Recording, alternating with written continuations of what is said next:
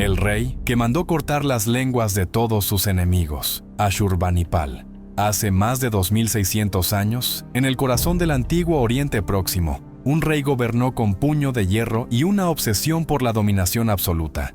Su nombre, Ashurbanipal, último gran rey del imperio asirio, cuyo reinado, 668, alrededor de 631 a.C., marcó uno de los periodos más brutales y fascinantes de la historia humana. Pero detrás de su legendaria biblioteca, considerada la primera del mundo, y sus monumentales logros arquitectónicos, se escondía un gobernante que utilizaba el terror como herramienta de control. Entre las muchas atrocidades que cometió, hay una que sobresale por su escalofriante simbolismo. Hizo cortar las lenguas a todos sus enemigos derrotados. ¿Por qué mutilar la lengua? Porque no solo quería destruir cuerpos, sino también la capacidad de hablar, de contar historias, de transmitir memoria. Era una forma de aniquilar la identidad misma de sus rivales, asegurándose de que nunca pudieran reclamar poder o dignidad otra vez. A esta práctica, aunque extrema, era parte de una estrategia deliberada para sembrar el miedo entre sus súbditos y adversarios. Si sabías que enfrentarte a Ashurbanipal significaba perder tu lengua, o peor, pensarías 2 veces antes de rebelarte. El rey no actuaba por locura pura, sino como parte de un sistema político y religioso, donde el poder absoluto se sustentaba en la demostración constante de fuerza. Los asirios eran famosos por su brutalidad, pero bajo Ashurbanipal esta política alcanzó niveles casi teatrales. Las escenas de ejecuciones, torturas y mutilaciones aparecen grabadas en relieves de piedra, testimonios gráficos que aún hoy nos impactan por su crudeza. En estas imágenes, vemos cómo prisioneros son decapitados, desollados vivos o arrastrados por caballos mientras sus lenguas y manos les han sido amputadas. Ashurbanipal no solo fue un guerrero, sino también un estratega inteligente. Sabía que la violencia tenía que ser visible y memorable. Sus campañas militares estaban diseñadas no solo para conquistar territorios, sino para dejar un mensaje claro. La resistencia será castigada de manera inhumana. Y este mensaje no se limitaba a sus enemigos directos. Estaba dirigido también a su propio pueblo, como advertencia tácita de lo que ocurriría si alguien osaba cuestionar su autoridad. Pero, ¿qué tipo de hombre ordenaba tales horrores? Ashurbanipal fue educado desde joven para gobernar. Aprendió a leer y escribir en sumerio y acadio, idiomas que dominaba perfectamente, algo poco común incluso entre reyes de su época. Además, era un ávido coleccionista de conocimiento. La famosa Biblioteca de Nínive, descubierta en el siglo XIX y compuesta por miles de tablillas cuneiformes, fue creada por él. Allí se guardaban textos médicos, astronómicos, literarios y mágicos, incluido el poema épico de Gilgamesh, una de las obras más antiguas de la literatura mundial. Esta dualidad es fascinante. Un hombre culto, interesado en el saber, capaz de escribir poemas y mantener correspondencia refinada con sus generales, y al mismo tiempo responsable de algunas de las formas más extremas de violencia institucionalizadas jamás registradas. No es casualidad que su figura haya sido comparada con otros dictadores a lo largo de la historia, aquellos que usaron la cultura y el terror como caras opuestas de la misma moneda. La pregunta que surge entonces es ¿cómo un hombre así llegó a tener tanto poder? La respuesta está en la estructura del imperio asirio, que se basaba en una administración centralizada y una red de espionaje y propaganda sin precedentes. Ashurbanipal contaba con informantes en todas partes, y cualquier rumor de traición era rápidamente sofocado con ejemplaridad.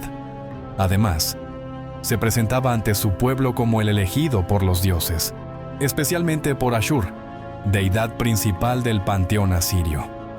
Bajo esta imagen divina, sus actos, por brutales que fueran, se justificaban como necesarios para mantener el orden cósmico.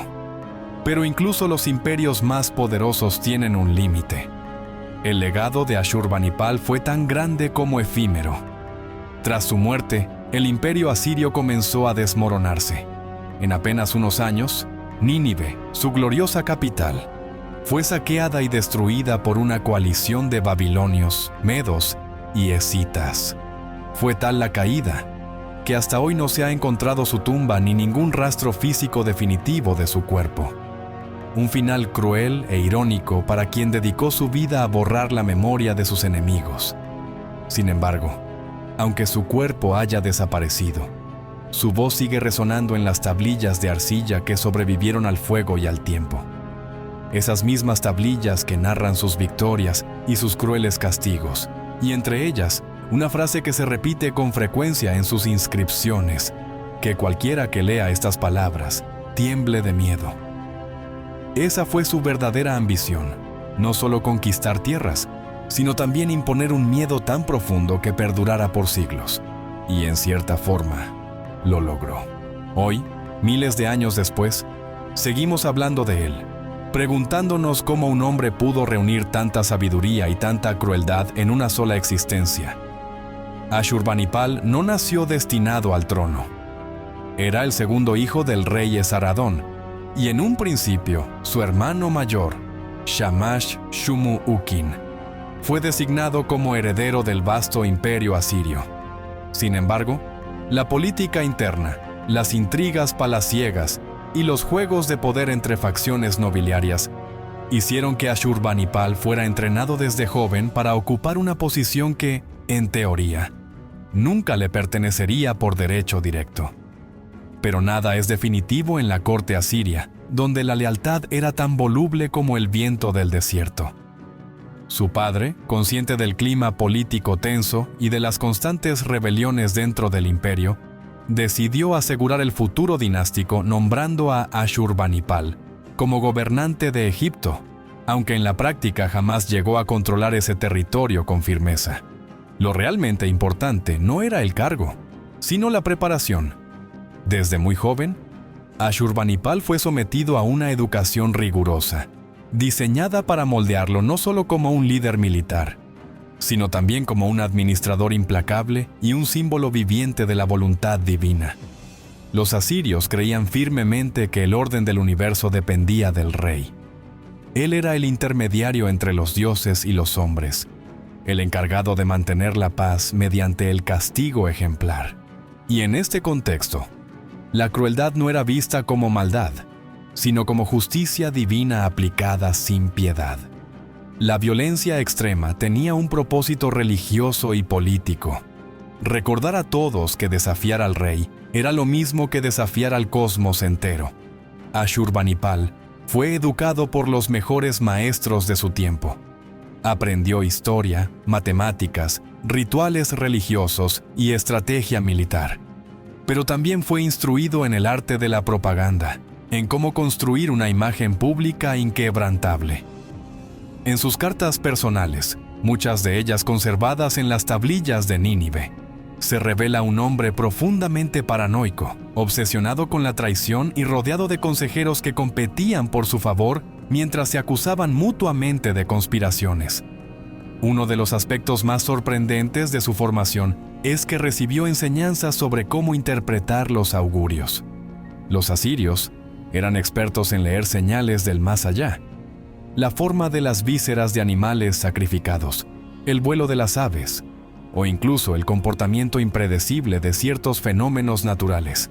Cualquier decisión importante pasaba antes por el filtro de los adivinos, y si un presagio era negativo, Ashurbanipal podía cancelar campañas militares enteras. Pero cuando los dioses daban su visto bueno, él actuaba con una determinación brutal. En su juventud ya mostraba rasgos de personalidad que marcarían su reinado: perfeccionismo, paranoia, necesidad de control absoluto y una sed insaciable de reconocimiento. Estos elementos se combinaron para crear a un gobernante que no solo quería ser obedecido, sino temido. No bastaba con ganar batallas. Debía dejar un legado indeleble, grabado en piedra y en carne viva. Cuando finalmente ascendió al trono en torno al año 668 a.C., tras la muerte prematura de su padre en campaña, Ashurbanipal no perdió tiempo. Heredó un imperio que se extendía desde Egipto hasta Irán pero que estaba lleno de puntos débiles, satrapías rebeldes, alianzas frágiles y enemigos esperando el momento adecuado para atacar. Sabía que no podía permitirse mostrar debilidad. Su mensaje tuvo que ser claro desde el primer día. Yo soy el amo, y mi palabra es ley. Y así comenzó su reinado, con fuego, sangre y terror.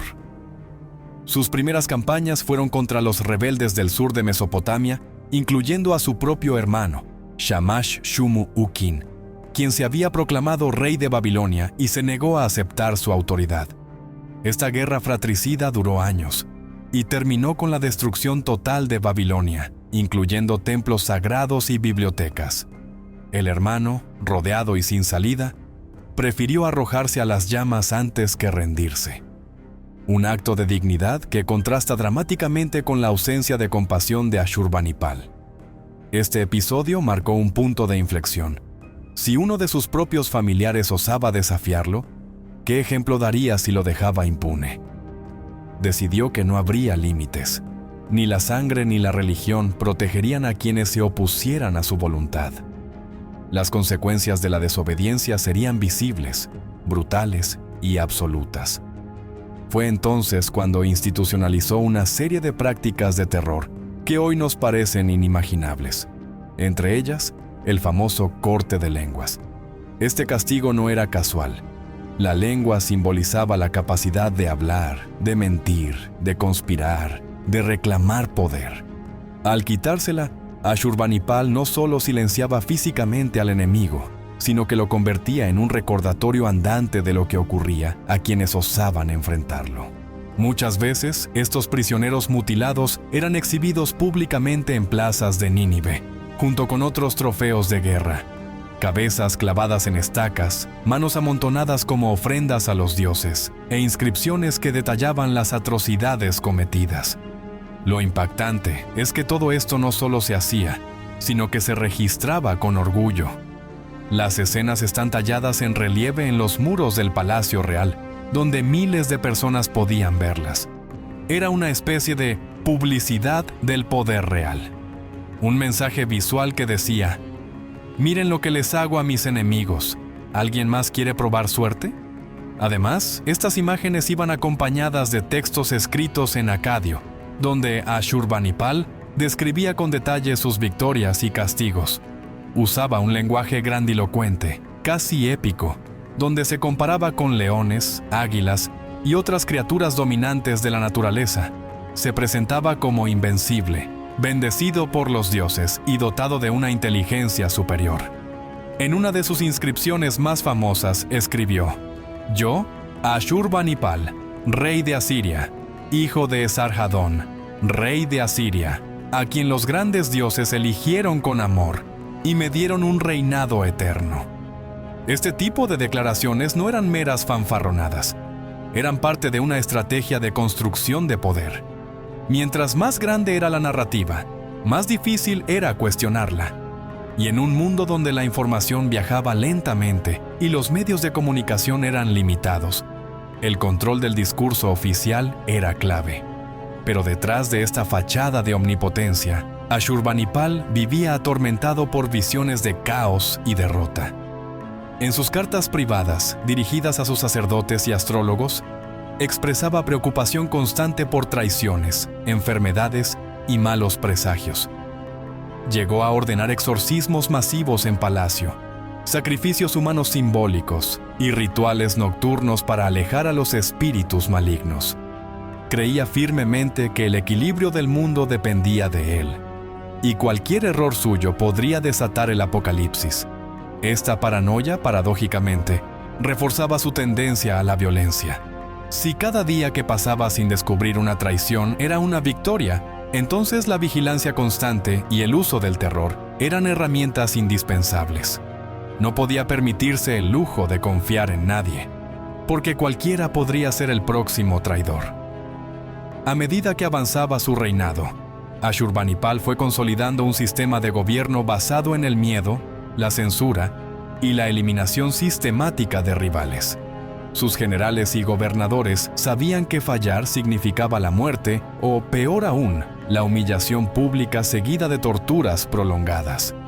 Esto garantizaba una obediencia ciega, pero también sembraba resentimientos profundos que, con el tiempo, contribuyeron al colapso del imperio. Sin embargo, durante su vida, Ashurbanipal logró mantener bajo control un territorio inmenso, con millones de habitantes de diferentes culturas, religiones y lenguas. Todo esto bajo un solo mandato, unificado por el miedo y la gloria de un solo hombre. Pero como todas las historias de poder extremo, la pregunta siempre es la misma. ¿Cuánto tiempo puede sostenerse un imperio construido sobre el terror? La biblioteca de Nínive, el lado brillante de un rey oscuro. A primera vista, parece contradictorio que un hombre cuyo reinado estuvo marcado por la violencia y el terror haya sido también el creador de la primera biblioteca del mundo conocido. Una colección de más de 30,000 tablillas de arcilla que contenían todo el saber de su tiempo. Pero esta dualidad es precisamente lo que hace tan fascinante a Ashurbanipal. Fue un monarca cruel, sí, pero también uno de los más grandes mecenas del conocimiento en la antigüedad. Ubicada en la capital asiria de Nínive, la biblioteca de Ashurbanipal no era solo un almacén de textos, sino una institución diseñada para concentrar, preservar y administrar el conocimiento del vasto imperio. Sus tablillas cubrían desde tratados médicos, manuales astronómicos y recetas farmacéuticas, hasta literatura épica, mitología y rituales religiosos. Incluso se encontraron allí ejemplos de lo que hoy llamaríamos psicología primitiva, con diagnósticos de trastornos mentales atribuidos a posesiones demoníacas o influencias astrológicas. El hecho de que Ashurbanipal hubiera reunido este tesoro cultural en un solo lugar nos dice mucho sobre él. Era un hombre obsesionado con el control, no solo político o militar, sino también intelectual. Si dominaba la información, dominaba la realidad misma. No se trataba solo de acumular sabiduría. Se trataba de decidir qué conocimiento debía sobrevivir y cuál no. Pero, ¿cómo llegó a crear algo así? Aunque su educación fue estrictamente real, incluyó una formación académica poco común para un rey de su época. Desde joven aprendió a leer y escribir en sumero y acadio, idiomas utilizados principalmente por escribas y sacerdotes. En una de sus inscripciones más famosas, Ashurbanipal presumió: «Por la gracia de Nabú, el dios de la sabiduría, he recibido el don de la escritura. Puedo leer las tablillas complejas de Sumer y Acadio, incluso aquellas que son difíciles de entender». Este nivel de erudición le permitió rodearse de una corte de especialistas, traductores y copistas que trabajaban día y noche para transcribir, organizar y catalogar miles de documentos provenientes de toda Mesopotamia. Muchas de estas tablillas fueron obtenidas mediante saqueos de ciudades enemigas, como Babilonia o Elam, donde se confiscaban bibliotecas enteras para llevarlas a Nínive. Así, el conocimiento del enemigo no solo era absorbido, sino convertido en parte del patrimonio asirio. Pero esto no fue un acto desinteresado de amor por la cultura. Como todo lo que hacía, Ashurbanipal tenía un propósito estratégico detrás de la creación de su biblioteca. Las tablillas servían para ayudarlo a tomar decisiones políticas, militares y religiosas. Los augurios, los pronósticos astrológicos y los textos mágicos eran herramientas de gobierno. Él mismo consultaba estos documentos antes de emprender campañas o realizar cambios en la corte. Además, tener acceso a tantos textos le daba una ventaja diplomática. Saber cómo pensaban sus rivales, qué dioses adoraban, cuáles eran sus leyendas y cómo resolvían conflictos legales, le permitía manipular mejor las relaciones internacionales. La biblioteca no solo almacenaba conocimiento, lo usaba como arma. Uno de los tesoros más valiosos de la biblioteca es la Epopeya de Gilgamesh, el poema épico más antiguo del mundo. Este texto contiene una versión mesopotámica del diluvio universal muy similar al relato bíblico de Noé, y habla sobre la búsqueda de la inmortalidad. Es notable que Ashurbanipal poseyera varias copias de este texto, sugiriendo que tenía un interés personal en temas profundos como la muerte, el destino y el significado del poder. También se encontraron tablillas dedicadas a la medicina, donde se describen enfermedades como la epilepsia, la depresión y el dolor crónico, junto con remedios basados en plantas, minerales y encantamientos. Otros textos trataban sobre astronomía, con predicciones de eclipses y observaciones detalladas del movimiento de los planetas. Estos registros demuestran que los asirios tenían un conocimiento avanzado del cosmos, aunque lo interpretaran dentro de un marco religioso. Pero tal vez lo más sorprendente sea encontrar en la biblioteca lo que hoy llamaríamos manuales de inteligencia o guías de espionaje. Algunas tablillas contienen instrucciones sobre cómo reclutar informantes, cómo detectar traiciones y cómo sembrar discordia entre enemigos. Esto confirma que Ashurbanipal no solo vigilaba a su pueblo, sino que desarrolló una red de inteligencia sofisticada que operaba en todo el imperio y más allá. Todo esto plantea una pregunta intrigante. ¿Fue Ashurbanipal un verdadero amante del conocimiento o simplemente lo usaba como medio para mantener su dominio absoluto? La respuesta probablemente sea ambas cosas. Era un hombre culto, sí, pero también profundamente pragmático. Su biblioteca no era un regalo altruista a la humanidad, sino una herramienta de poder, igual que sus ejércitos o sus castigos brutales. Sin embargo, paradójicamente, gracias a esa obsesión controladora, gran parte del conocimiento sumerio, babilonio y asirio ha llegado hasta nosotros. Cuando Nínive fue destruida alrededor del año 612 a.C., durante la caída del imperio asirio, la biblioteca quedó sepultada bajo los escombros. Durante siglos, permaneció oculta, protegida por las mismas ruinas que sellaron su destino. Fue descubierta accidentalmente en el siglo XIX por arqueólogos británicos que excavaban en lo que hoy es Irak. Y aunque muchas tablillas se encontraron dañadas, suficientes sobrevivieron para que hoy podamos leer palabras escritas hace más de 2500 años. Entre ellas, podemos escuchar la voz de Ashurbanipal, quien escribió: «He reunido en mi palacio tablillas de todo tipo, tanto para instrucción como para enseñanza. He cuidado de ellas, he dado órdenes para que sean copiadas y conservadas». Estas palabras, grabadas en arcilla, son una prueba de que incluso en la oscuridad del poder absoluto puede surgir un rayo de luz. Ashurbanipal no solo construyó un imperio basado en el miedo, sino también un legado intelectual que sigue inspirándonos. Su biblioteca no solo guardaba historias, guardaba la memoria humana. Y así, mientras los cuerpos de sus enemigos han desaparecido y sus guerras se han convertido en anécdotas históricas, sus tablillas siguen hablando, contando al mundo quién fue aquel rey que mandó cortar lenguas y también ordenó guardar palabras. Las torturas de Ashurbanipal, cómo el terror se convirtió en política oficial. Si hay algo que define a Ashurbanipal como gobernante, más allá de su inteligencia o su obsesión por el conocimiento, es el uso sistemático del terror como herramienta de control político. Bajo su reinado, la violencia dejó de ser un recurso ocasional y se convirtió en una práctica institucionalizada, parte fundamental de su estrategia para mantener un imperio vasto, diverso y permanentemente amenazado por rebeliones internas. La tortura no era solo una forma de castigo, era un mensaje, un espectáculo diseñado para impresionar, humillar y paralizar psicológicamente a cualquier potencial enemigo.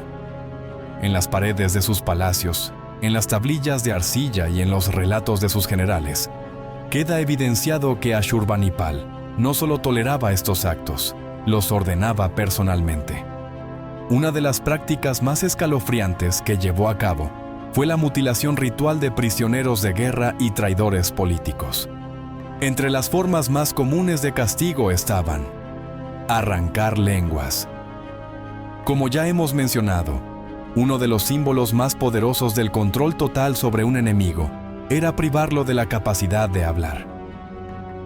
Al cortarle la lengua, Ashurbanipal aseguraba que ese hombre nunca podría reclamar honor, autoridad o incluso defenderse. Era una forma de aniquilarlo simbólica y físicamente. Arrancar ojos. La ceguera era vista como una forma extrema de deshumanización. Sin visión, el prisionero quedaba incapacitado tanto física como metafóricamente. No podía ver su destino, ni tampoco el mundo que había traicionado.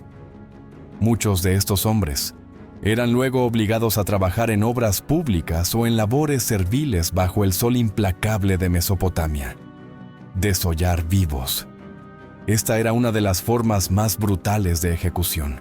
Se quitaba la piel completa del cuerpo del condenado mientras aún estaba vivo, y luego esa piel era exhibida como trofeo.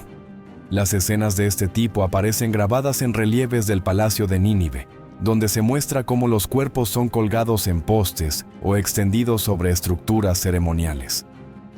Empalar a los traidores. Similar a lo que harían siglos después otros gobernantes sanguinarios como Vlad el Empalador, Ashurbanipal usaba esta técnica como advertencia visual. Los cadáveres empalados se colocaban a la entrada de ciudades conquistadas, como recordatorios de lo que les esperaba a quienes osaran rebelarse. Degollar en público. Las ejecuciones masivas eran eventos planificados para coincidir con festividades religiosas o victorias militares. Esto convertía al rey en el protagonista absoluto de un drama sangriento, donde demostraba su poder divino. Estos métodos no eran improvisaciones de soldados brutales en el campo de batalla. Eran parte de un protocolo establecido por el propio monarca. De hecho, existen documentos oficiales en los que Ashurbanipal da instrucciones detalladas sobre cómo deben ser tratados los prisioneros. En una carta dirigida a uno de sus generales, escribió: «A los líderes de la rebelión, córtales la lengua y arráncales los ojos. A los demás, mátalos con espadas afiladas y clava sus cabezas en estacas». Este nivel de detalle sugiere que no solo quería que los enemigos murieran, sino que morirían de una manera específica, diseñada para maximizar el impacto psicológico tanto en los testigos como en aquellos que se enterarían posteriormente. Ashurbanipal también utilizaba el castigo colectivo. Si una ciudad entera se levantaba contra él, no se limitaba a castigar a los líderes. Familias enteras eran deportadas, esclavizadas o simplemente eliminadas. Niños, ancianos y mujeres inocentes eran víctimas de represalias que buscaban enviar un mensaje claro: no habrá piedad para quien rompa la lealtad hacia el rey. Un ejemplo particularmente brutal ocurrió durante la campaña contra Elam, antiguo rival de Asiria ubicado en lo que hoy es Irán. Tras una serie de conflictos prolongados, Ashurbanipal decidió invadir Elam y destruirlo completamente. Sus tropas saquearon templos, quemaron ciudades y mataron indiscriminadamente. En una inscripción triunfal, el rey describió así su venganza: «Corté las cabezas de sus reyes y las hice colgar en mis tiendas. A los supervivientes los desollé vivos y cubrí con sus pieles las murallas de mi ciudad».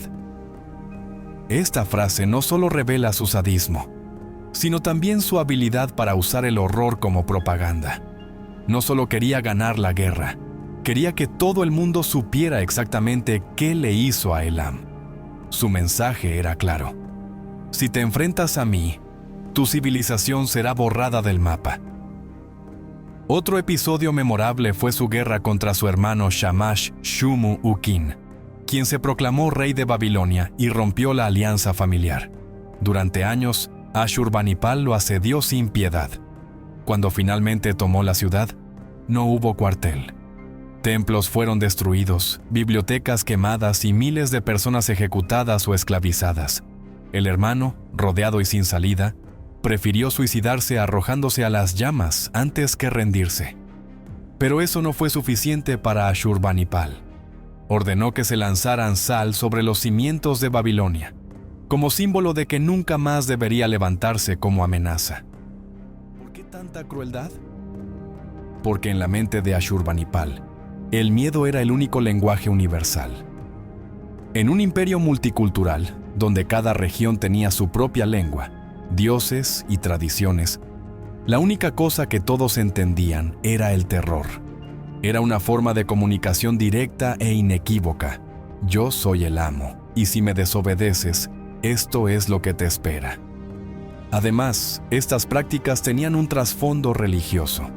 Los asirios creían que el rey era el representante terrenal de los dioses, especialmente de Ashur, su deidad principal, y como tal, debía aplicar justicia divina, aunque fuera cruel.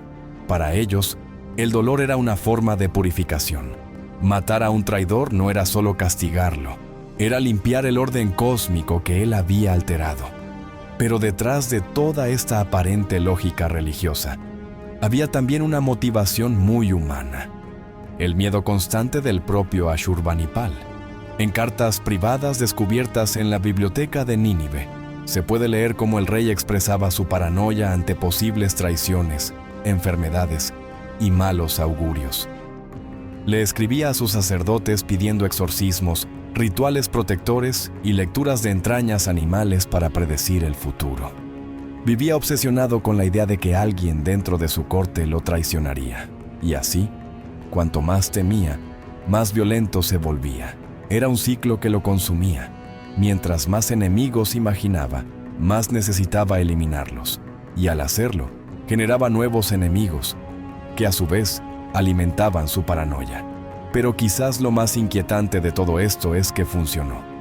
Bajo Ashurbanipal, el imperio asirio alcanzó su máxima extensión territorial. Gobernó durante décadas sin grandes revueltas internas. Logró mantener unidas regiones dispares bajo una sola voluntad. Y aunque su legado haya sido destruido poco después de su muerte, durante su vida, nadie se atrevió a desafiarlo abiertamente. Hoy, cuando vemos los relieves de Nínive, cuando leemos las tablillas que sobrevivieron al tiempo, entendemos que estamos frente a un hombre que no solo mandó cortar lenguas, mandó cortar la historia misma de sus enemigos, los enemigos de Ashurbanipal, quienes osaron desafiar al rey del terror. A lo largo de su reinado, Ashurbanipal enfrentó una serie de rivales que, a pesar del miedo que sembraba, se atrevieron a desafiar su autoridad.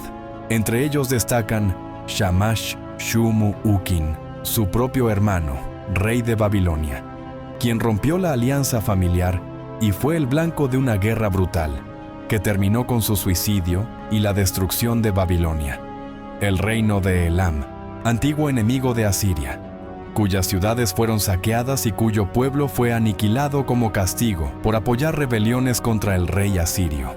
Los rebeldes de Egipto, donde Nechoprine fue capturado y ejecutado tras una campaña militar para reafirmar el control asirio en el delta del Nilo. Cada uno de estos enemigos sufrió castigos ejemplares, mutilaciones, ejecuciones públicas, deportaciones masivas. Ninguno escapó de la ira de Ashurbanipal, quien aseguraba que nadie levanta la mano contra mí y vive para contarlo.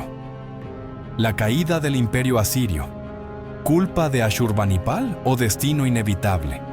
Aunque Ashurbanipal fue el último gran rey de Asiria, su legado terminó sepultado bajo las ruinas de Nínive. Pocos años después de su muerte, alrededor del 612 a.C., una coalición de babilonios, medos y escitas lanzó un ataque definitivo contra la capital asiria. La ciudad fue saqueada, incendiada y completamente destruida.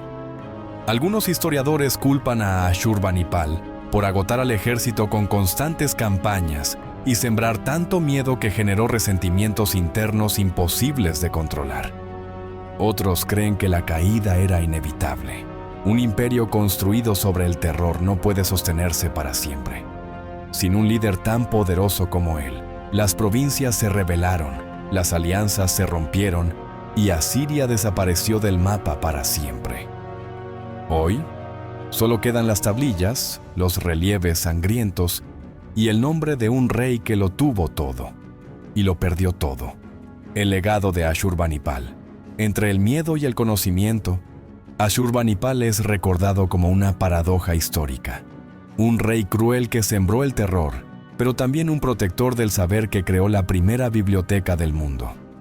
Sus actos de violencia extrema aún impactan a quienes leen sus relieves o estudian sus cartas.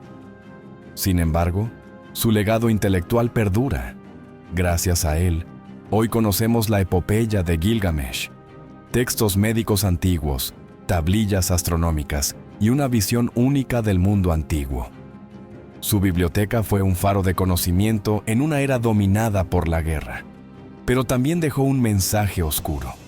El poder absoluto, sostenido por el miedo, no dura para siempre.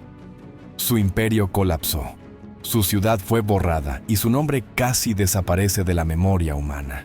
Aunque su cuerpo nunca fue encontrado, sus palabras sí, y siguen hablando desde las tablillas de arcilla, contando la historia de un hombre que mandó cortar lenguas, pero también ordenó guardar historias. Ese es su verdadero legado, el equilibrio entre la barbarie y la sabiduría.